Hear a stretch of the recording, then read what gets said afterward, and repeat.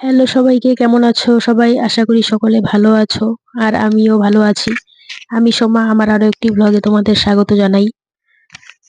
শুভ সকাল। আজ একটু বেশি কুয়াশা পড়েছে, তাই উঠতে দেরি হয়ে গেল।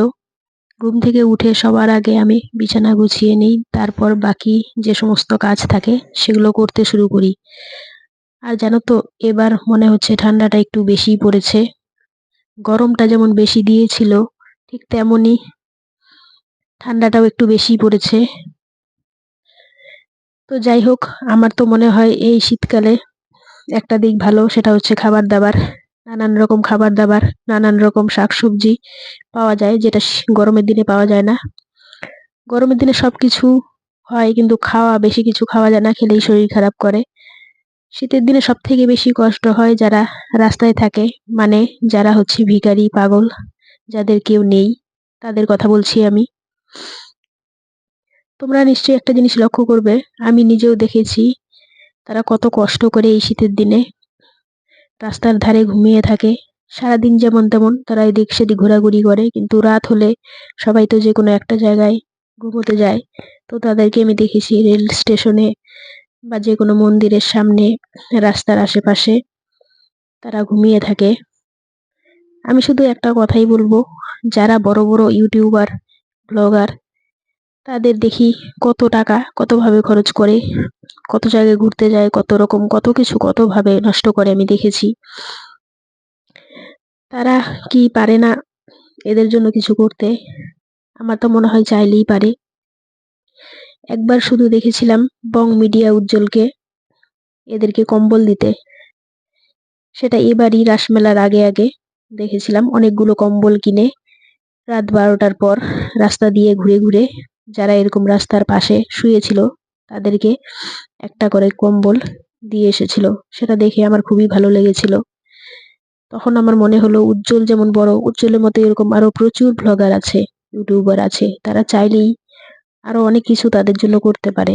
শুধু কম্বল কেন, শীতের পোশাক, খাবার দাবার প্রত্যেক দিনের ব্যবস্থা করা, তাদের কোনো কিছু যায় আসবে না এইটুকু তাদের জন্য করলে পরে।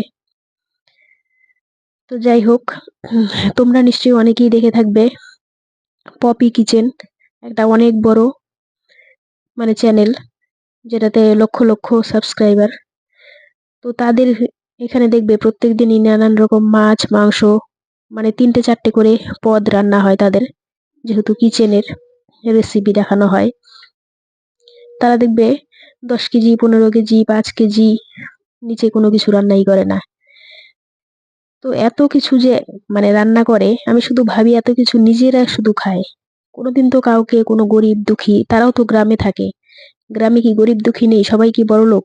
আমার তো মনে হয় না। আমার তো কিছুটা হলে অভিজ্ঞতা আছে, যেহেতু আমি সেই শহরের মানুষ না। কোনোদিনও দেখিনি আজ পর্যন্ত কোনো গরিব গরিব মানে দুঃখীদের ডেকে এনে তাদেরকে খাওয়াতে। শুধু দেখি তারাই রান্না করে, তারা নিজেরাই 2-4 জন যে থাকে বাড়ির সদস্য, তারা মিলেই খাওয়া দাওয়া করে। আমার তো মনে হয় তারা চাইলেই প্রত্যেক দিন একবেলা করে অনেক মানুষকে খাওয়াতে পারে। তো যাই হোক, তোমরা কিছু মনে করো না, আমার যেটা মনে হলো সেটা আমি ভাবলাম, যে অনেকদিন থেকেই ভাবছিলাম বলবো বলবো, তো আজকে তোমাদের সাথে শেয়ার করলাম। যারা যারা আমার এই ভিডিওটা দেখছো, তাদের এই জিনিসটা একটু ভেবে দেখো। অনেকে তো অনেক রকম কমেন্ট করে নানান রকম ভিডিওতে, তো এগুলো নিয়ে তো সেরকম কিছু কমেন্ট আমি দেখি না, সেই জন্যই আমার মনে হলো বলার জন্য, তাই বলছি।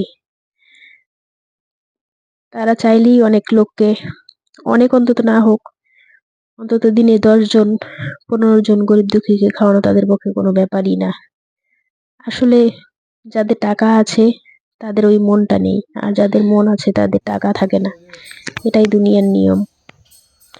অনেক ছোট ছোট ব্লগার হয়েও আমি দেখেছি, তোমাদের বলছি আরেকজনের কথা, সেটা হচ্ছে রশনি, হ্যাঁ রশনি হবে, রশনি নন্দী। ওই মেয়েটাকে দেখবে ফার্স্ট পেমেন্ট পেয়েই ইট ভাটায় গিয়ে, ইট ভাটার যত সব মানে কাজ করে মহিলারা, তাদের বাচ্চা কাচ্চা, প্রত্যেককে তার ফার্স্ট পেমেন্টের যে টাকাটা ছিল সেটা দিয়ে জামা কাপড় চোপড়, তারপর খাওয়া দাওয়া, সবকিছুতে সেখানে খরচ করেছে। তো ওইটুকু একটা মেয়ের মধ্যে যে মেন্টালিটিটা কাজ করে, বড় বড় ইউটিউবারদের মধ্যে সেই মেন্টালিটিটা কাজ করে না। আমি প্রত্যেকের কথা বলছি না, আমি কিছু কিছু ইউটিউবের কথা বলছি, কেননা সবারটা তো আমি জানি না। যতটুকু আমি দেখি, জানি, ততটুকুর কথাই বলছি। হয়তো কিছু মানুষ আছে আবার করে, সেটা ক্যামেরাতে মানে দেখায় না, পেছনেও করতে পারে। আবার কিছু আছে কিছুই করে না, শুধু নিজেদের 4টা 5টা করে গাড়ি করবে, 4টা 5টা করে ফ্ল্যাট করবে, সেই সব কিছু করবে। আমি বলছি না যে করবে না, করবে, অবশ্যই করবে, কিন্তু তার পাশাপাশি এইটুক জিনিস করলে আমার মনে হয় না কারো কিছু কমে যাবে। তো যাই হোক বন্ধুরা, এইসব কথা বলতে বলতে আমার অনেক কিছুই দেখালাম, কিভাবে কি রান্না করলাম। তারপর স্নান করলাম, স্নান করে ঘরে এসেছি। ঘরে এসে তেল ক্রিম দিচ্ছিলাম, আর এদিকে মেয়ের সঙ্গে গল্প করছিলাম। যেহেতু এখন মেয়ের স্কুল নেই, তো সবসময় বাড়িতেই থাকছে, তো সেটাই আর কি। সামনেই পরীক্ষা, আর বেশি দিন নেই। আর এবারে ঠান্ডায় তো আমার সর্দি কাশি কিছুতেই কমছে না। এত ওষুধ খাওয়া হচ্ছে, এত কিছু করা হচ্ছে, যার জন্য একটু লেটে ঘুম থেকে উঠি, তাড়াতাড়ি উঠি না, যার জন্য ঠান্ডা লাগবে। তবুও দেখছি একই রকম অবস্থা।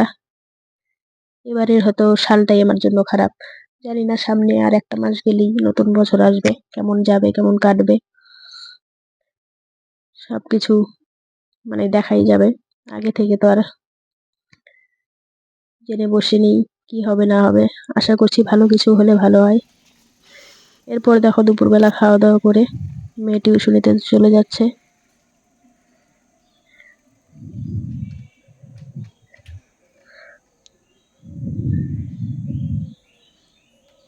বাড়ির কাছে টিউশনি, খুব একটা বেশি দূরে নয়। তো টিউশন থেকে আসার পর প্রচন্ড খিদে পেয়ে যায়, যেহেতু সাইকেলে আসতে হয়, সাইকেলে একটু পরিশ্রমই হয়। তারপর দেখো এখানে চাউমিন বানানো হচ্ছে। তো চাউমিনটা ওই বানাচ্ছে, আমি একটু হেল্প করেছি শুধু। টমেটো দেওয়া হচ্ছে এখানে, টমেটো, পেঁয়াজ, রসুন, কাঁচা লঙ্কা, এই সব কিছু। আপনারা নিশ্চয়ই একটু অবাক হবেন যে রসুন দিয়ে চাউমিন কেউ কোনোদিন খায় কিনা। আমার মেয়ে খায়, ওর কাছে নাকি ভালো লাগে রসুন, সবকিছুতেই বেশি বেশি করে রসুন খায়। তো নতুন ভাবেও করছে,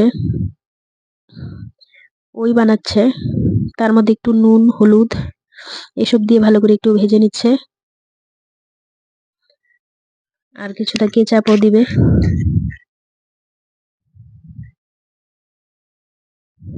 আমার আবার এইভাবে খুব একটা বেশি ভালো লাগে না,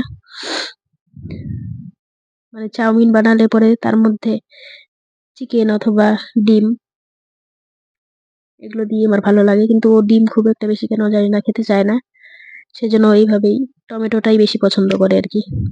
এই যে কিছুটা চিলি আর সয়া সস দিয়ে কষিয়ে নিচ্ছে। এরপর চাউমিনটা, সেদ্ধ করা চাউমিনটা ঢেলে দিল, ঢেলে দিয়ে এখন কিছুক্ষণ ভাজবে। আর এদিকে চাউমিন যে মশলা হয়, সেই মশলাটা দিয়ে একটু নেড়ে চেড়ে তারপর কেচাপ দিয়ে নিয়ে নেবে, তাহলেই রেডি। তাহলে ভিডিওটা আজকে এই পর্যন্তই। ভালো লাগলে একটা লাইক করে দেবেন। দেখা হচ্ছে আবার নেক্সট ভিডিওতে। ততক্ষণ পর্যন্ত সবাইকে টাটা।